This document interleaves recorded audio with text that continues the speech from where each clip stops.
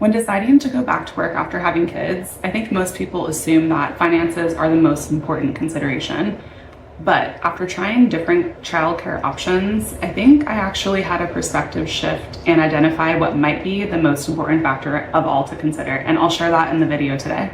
It is true, finances are important, they're a big factor, and in today's world where everything's so expensive, most families have to have two working parents. But this is your family, this is your life, this is your kids' lives, and I feel like we should feel empowered to take a step back and look at it through the lens of what are our actual values, what's important to us, and maybe where should we make sacrifices in other areas of our lives to uphold the things that we find most precious. And through that lens, the question on returning back to work or not is more of a question of what do I actually want motherhood and also my kids' childhood to feel like? And let me tell you, before I had kids, I assumed that I was going to return to work because that's what everyone else that I had ever known did.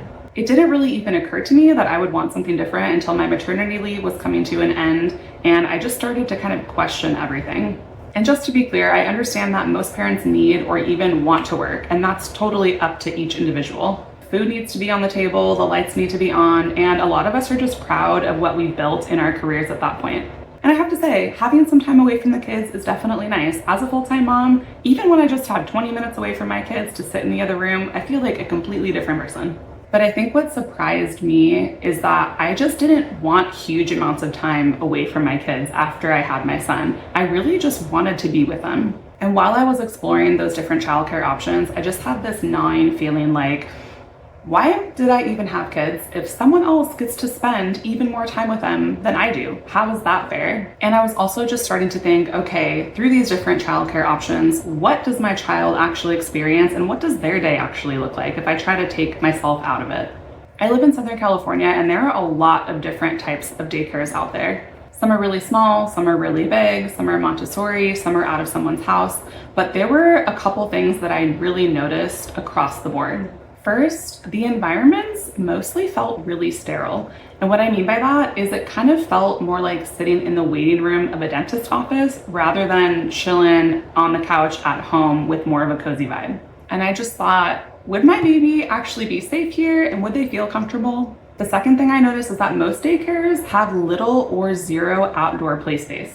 And if they did, it was really small and it was usually facing a busy street.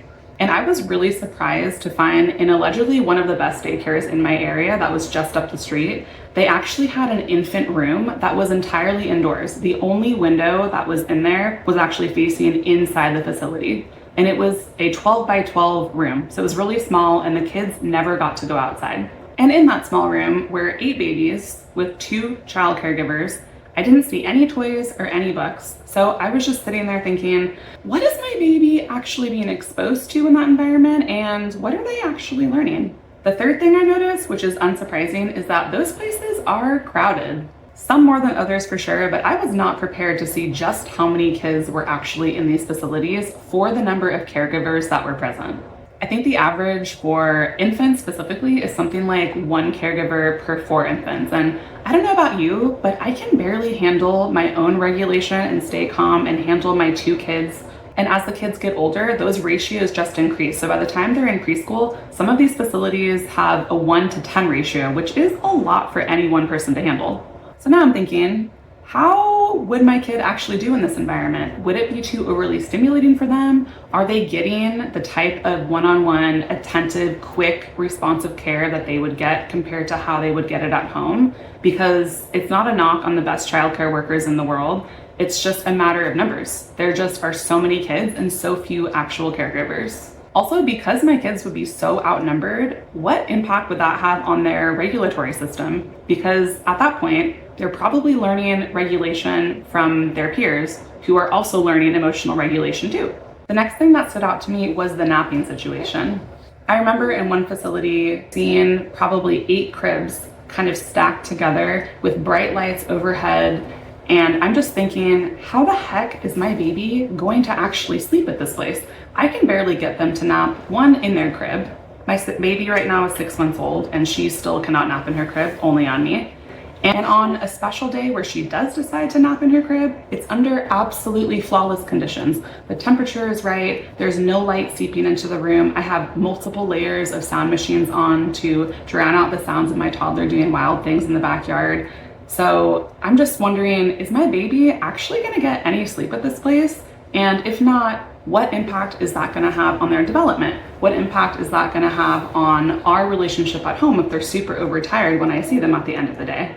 And on top of that, there's the caregiver turnover. So if you happen to get lucky and there are some really great people working at this facility that my kid absolutely loves, who takes really great care of them, they're so underpaid and they're so overworked that they're probably not gonna be there for too long. So now my kid's forming an attachment to someone who is probably gonna leave in a short amount of time. Then there's also sickness. My friend who put her kids in daycare told me that her kids were sick 3 weeks out of the month. And I don't know if that's just a lot or if it's something specific to her family, but I cannot imagine my kids being sick that often. It just sounds pretty hard.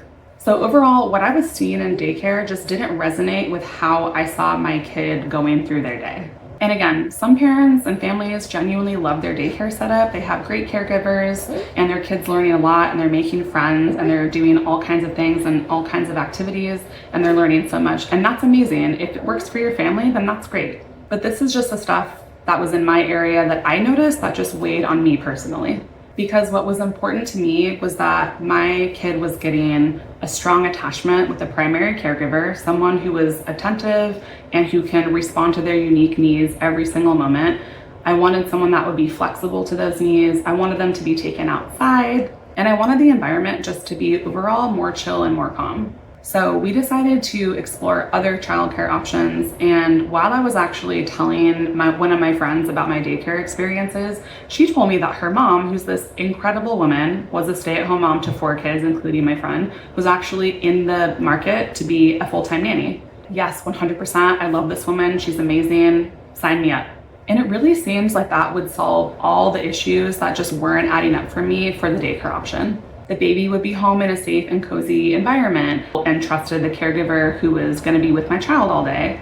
I could share with them any toys or any books that I wanted them to read and play with that day. And also we could be totally flexible and curated to their nap schedule, even if that meant 40 minutes of rocking for a 20-minute nap.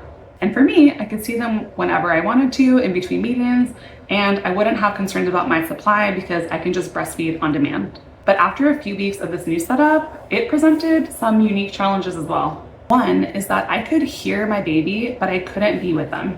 So in daycare, you're dropping them off and you can't hear how sad they are not to be with you. I could hear how sad my baby was constantly. So I would just be in meetings pretending that I was paying attention, when really I'm just thinking, oh my gosh, what does my baby need? Are they okay?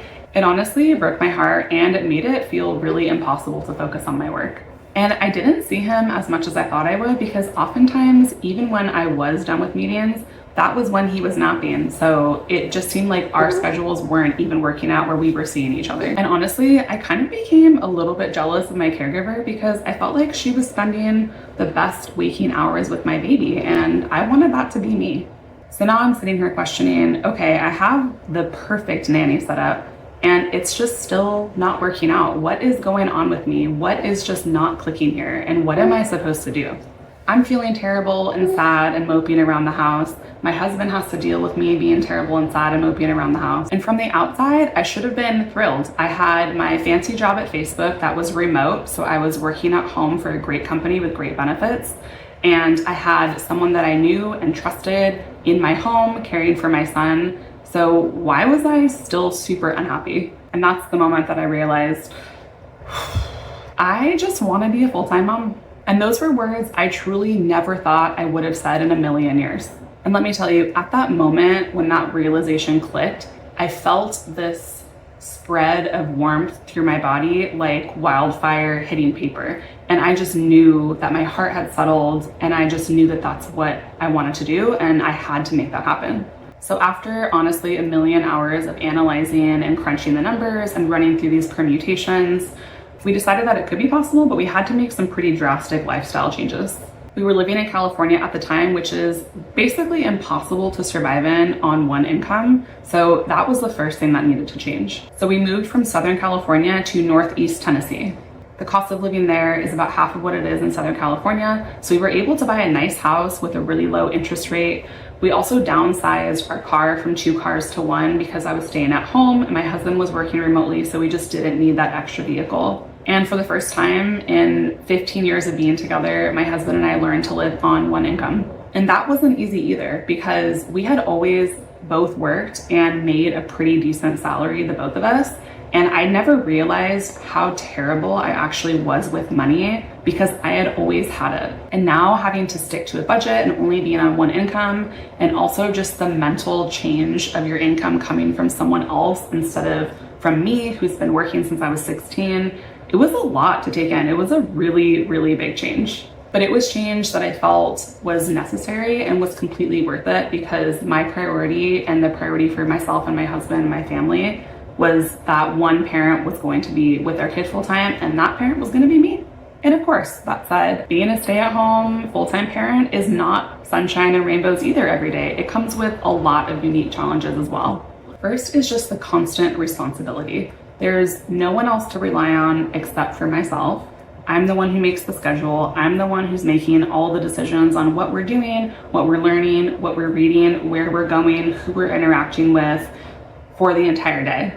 There's also no clocking out. It's a 24/7 job that nobody pays you for. So there's very little breaks, there's very little reset time, especially for us specifically because we were in a new place. We didn't have a nanny or a babysitter even, or any family around to help us out. So it took some time to really understand how I could get those little reset moments so that I could feel like a human being and show up in the best way that I could as a mom. There's also the lack of measurable accomplishment and measurable output because at a job, you put in these hours, you work this hard, I feel like you get a tangible result. Being a parent is not that way, especially as a full-time parent where I'm just constantly making decisions throughout the day and just kind of hoping long-term that they work out. I've also been a career girl since I was 16 years old, so deprioritizing that part of me was really weird and just really different. And I wasn't sure if maybe I would change my mind about being a full-time parent later on. And if I was gonna maybe return to work later, what kind of impact on my ability to get a job would a sabbatical actually have? Would anyone wanna hire me? Would my skills even be relevant? And that's even more so true now in the world of AI where things are changing absolutely, dramatically overnight. And then there's just the identity shift and isolation that I feel sometimes as a full-time mom.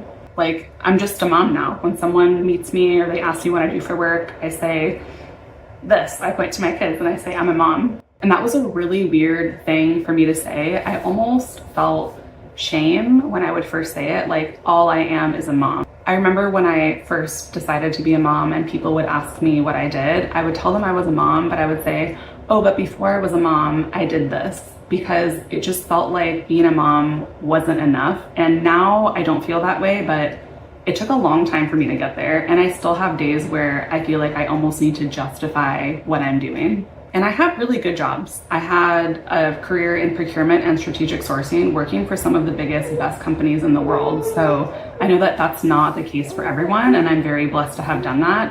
But it made it almost even weirder because I was choosing not to make high income and choosing to be a full-time mom. And I was asking myself, who am I? Now that that part of me is just sidelined. Will I be able to relate to my friends who are still working? And will I be able to make any full-time mom friends who can kind of meet me more where I'm at right now in life? I have to say, motherhood has humbled me more than anything in my career. So here are some things that I've learned. Nobody talks about this, but we can consider early on, I'm talking in our teens, in our early 20s, the possibility that we might want to stay at home with our kids as parents. And we can think about that and plan accordingly, both as the woman who is having the kids and is usually the primary caregiver, especially in those early years, or as the man who is looking for a partner who shares those values. If we think about that possibility early on, then we can maybe make better partner choices, maybe just make different decisions financially so that we're just leaving ourselves open for the possibility if that's something that we actually want to do. This decision to return to work is definitely not binary. It's not just money versus staying at home. It's so much more. It's more like, what is the kind of life that we're trying to build? What are the values that we hold dear and true, and how can we build a life that has those foundational values as the bricks we build that house on? How do we keep those values at the forefront of our minds and in our hearts, especially when things are really hard and we are making those sacrifices and life is just evolving so fast? How can we learn and how can we adapt to develop new skills and learn how to evolve to meet where we need to be as parents, as well as the evolving needs of our kids? Because it can look a lot different than what you maybe thought it would be before you became a parent. And it's also okay if what works for you doesn't work for everyone else. That's intuition, that's really strong, and we can listen to that.